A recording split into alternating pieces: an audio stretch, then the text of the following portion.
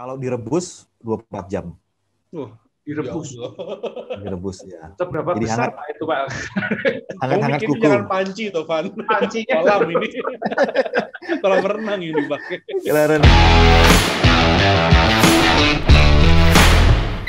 Pengawetan bambu metodenya seperti apa? Terus ini ada selain borak asid, pakai bahan kimia nggak sih Pak sebenarnya buat pengawetan bambu itu?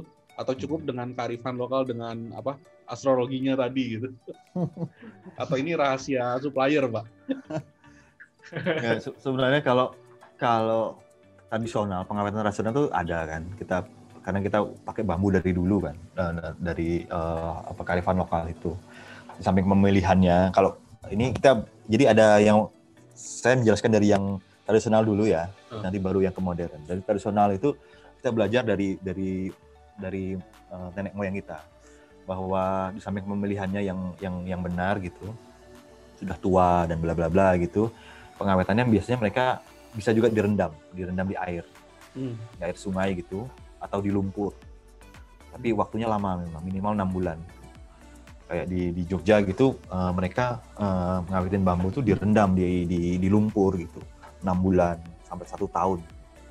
Nah itu habis itu mereka angkat baru dipakai sebagai material bangunan.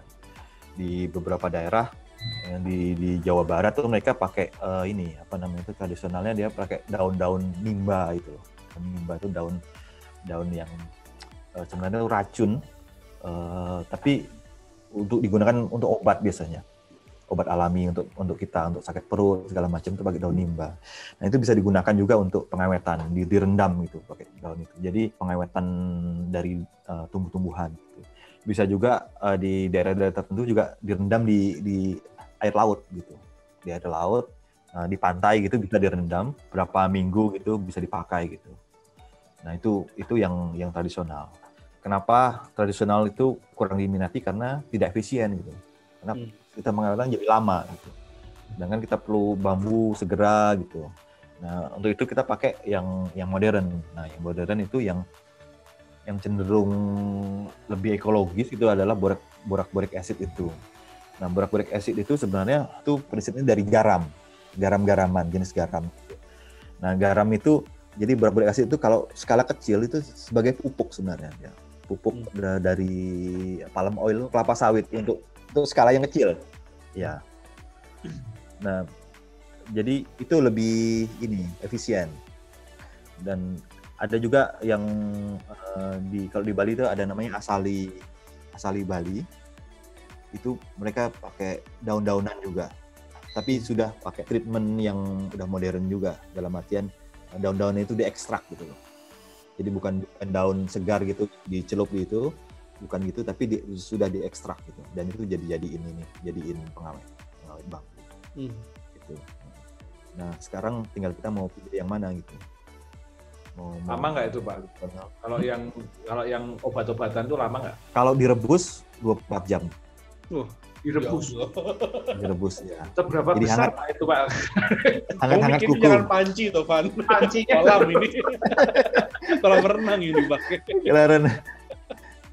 Jadi itu sepanjang bambunya 12 meter ya 12 meter. Berarti dia punya kayak kolam gitu ya Pak ya? Masukin gitu ya? Iya. Terus dikasih air panas gitu, masukin air panas terus. Iya, Direbus kan? Dipanasin, direbus. Sekarang kita tahu kalau ada panci terbesar adalah panci buat ngerebus bambu. Iya. Kamu punya di belakang itu kok. Kolam renang.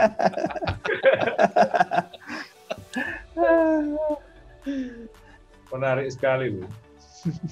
Secara kekuatan antara yang instan itu dengan yang 6 bulan kurang lebih sama Pak? Saya sih cenderung pakai yang modern sih ya.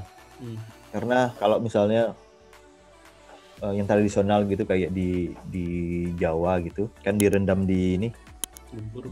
Di lumpur itu. Nah, itu baunya busuk sekali gitu, lama karena kan direndam 6 bulan minimal.